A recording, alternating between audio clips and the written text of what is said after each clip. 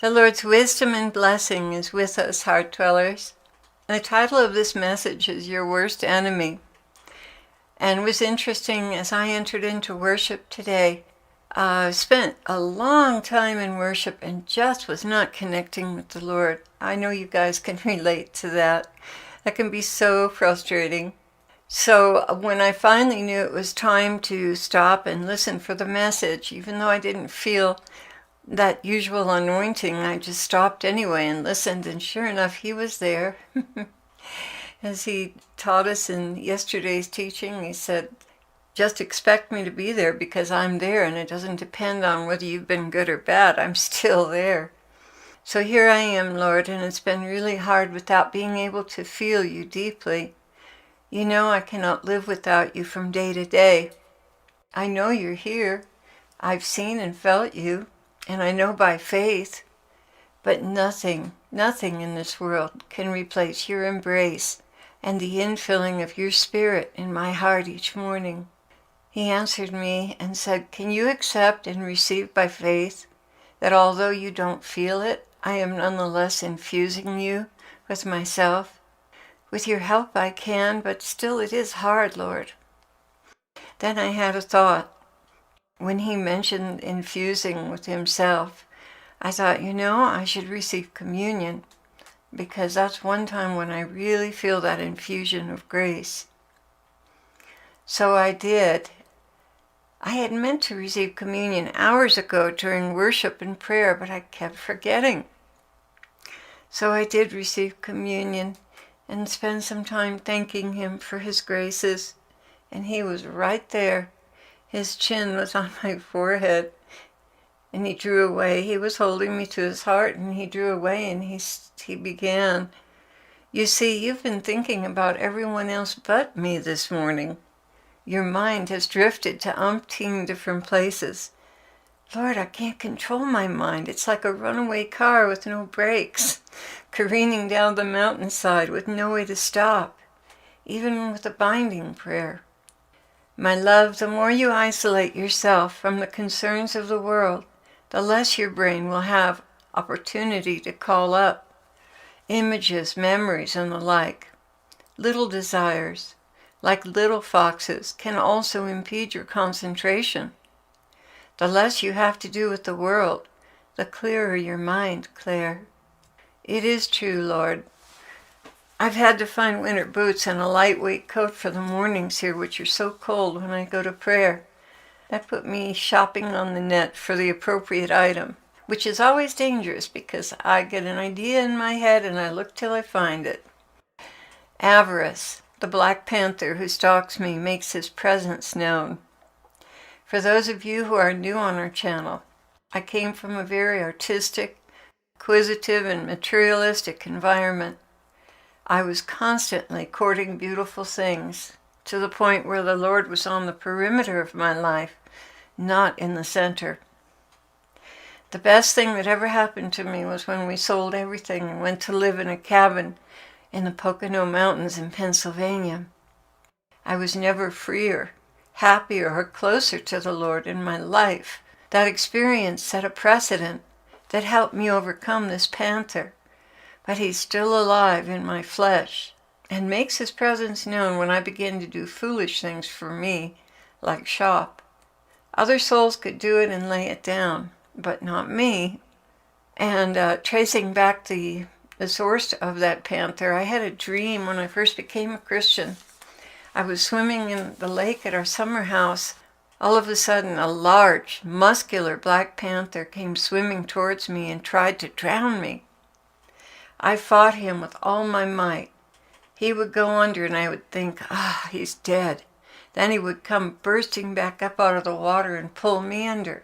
And I would think, I'm going to die.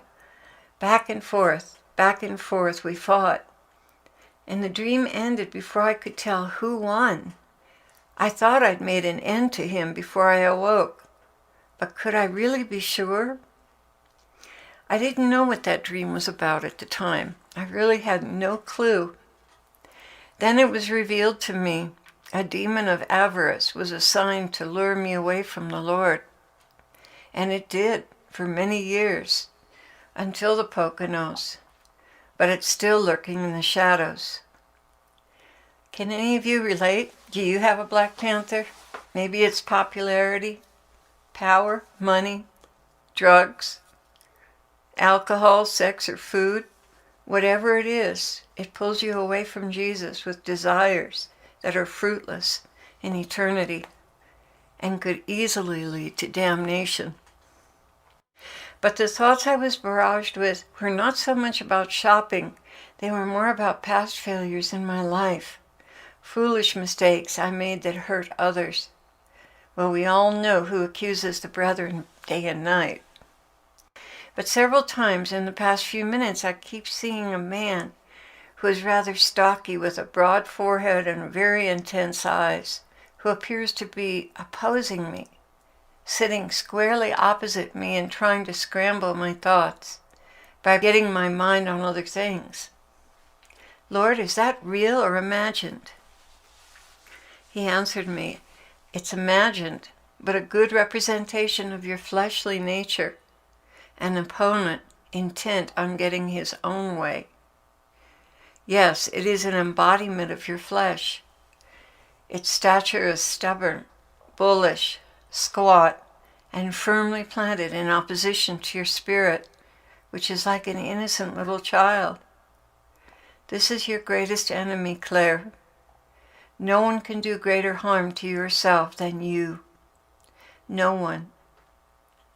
But I thought that perhaps by revealing it to you, what it looks like, you'll understand what we must defeat together. Then the scripture came to mind from Galatians 5. Walk by the Spirit, and you will not gratify the desires of the flesh. For the flesh desires what is contrary to the Spirit, and the Spirit what is contrary to the flesh. They are in conflict with each other. And here I like the Living Translation. The sinful nature wants to do evil, which is just the opposite of what the Spirit wants. And the Spirit gives us desires that are the opposite of what the sinful nature desires. These two forces are constantly fighting each other, so you are not free to carry out your good intentions. Well, that's no contest with you on board, Lord. Not so quick, my love, not so quick. Your flesh has been with you since conception and has a will to survive of its own. It has its own knee-jerk reactions to perceived threats. Hunger, cold, violence, criticism. Oh, there's no way to explain to you the power the flesh has over your members. The Spirit has a much different agenda, seeking love and affirmation and a purpose. It's when the two get mixed up, or one overpowers the other, that the trouble begins. There's a constant struggle for supremacy, as long as one is not dominated by the other. Once the soul settles into their flesh, well, the battle is over. The flesh is won. From time to time, glimpses of what could have been bubble up into your consciousness, but are quickly put down by the pleasures of the moment and the perceived inconvenience of reaching for your dreams.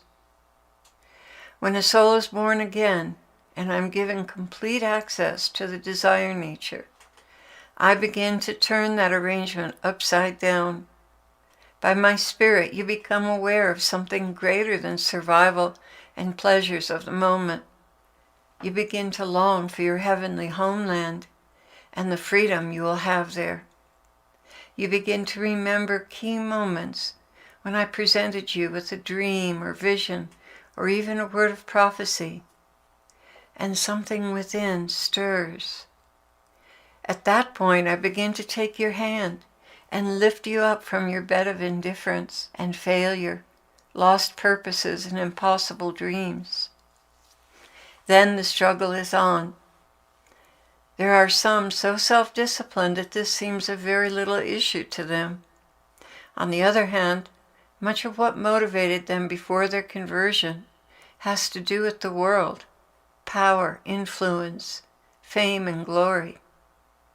Yes, there's still corruption in those who are converted, who seem to show remarkable self-control and accomplishment. There are still things that are there, deep down, almost unrecognizable, that tend to influence their decisions. That too is the flesh. Although it seems not to be carnal, it is just as carnal as gluttony. All of you are still a work under construction. None has arrived. And the moment you perceive that about yourself, I will quickly come to your rescue with a lesson in humility, lest you perish through pride and presumption. It is a very rare soul that immediately puts to death all of their flesh and empties themselves to give me supremacy in their lives. And to this I say, even you who have done this thing still have only me to thank, for I gave you that disposition and grace. In the end, Clare, all have fallen short of the glory and perfection of God. So why did you bring this up, Lord? I want all of you to know that each of you are on the very same rungs of the ladder as the soul next to you. Forget this idea of being ahead of anyone in sanctity. It is a false notion altogether. You see, what gives the appearance of a soul being ahead of others is pure grace. And grace is my possession, not theirs. So were I to remove all that grace, you would fall back to the bottom rung again. Grace allows you to cooperate. Grace strengthens you in perseverance. Grace holds you in place when you would have collapsed or run away. Grace fills you with understanding. Grace instructs you about the outcome of your decisions. And grace moves your conscience to behave in obedience to my known will. Remove grace, and you have nothing of any value left, period. Because then the flesh takes over. Then that squat, determined, self-willed flesh begins to make all your decisions. You see, this perspective is sadly lacking from ministers who are trained in graduate seminaries. They learn to conquer the world, not conquer themselves. I would rather have one raw diamond that's onto his flesh than 10 finely faceted gems that don't have a clue. This is another reason why people are leaving the churches. They are not being taught how to conquer their flesh. In fact, they're being taught how to have the appearance of holiness on the outside without having the capability to conquer their own particular passions. My people, as you rise up to serve me, be particularly careful about the inner man. Know yourself well and rely totally on my all-sufficient grace, or you will fail. If you lift yourself up above others, you are still lacking in understanding. When you see that all that is good comes from my grace, you will walk humbly before me and before men, and seek me every day for the way to go and the power to accomplish it. Oh Lord, forgive me, but I feel like I'm putting these thoughts in my head, not you. Perhaps you feel that way because I'm continually feeding those thoughts to you, Clare. Truly, each day your mind gets filled with more and more of my thinking. That's just natural by association. That's normal. You begin to act and look and think like the one you spend the most time with. Do not fear, Clare, you're not making this up. Look at me. I changed my focus from the computer to him, and his face became ever so clear and tender. He looked so much like Ray Downing's painting of Jesus. So much.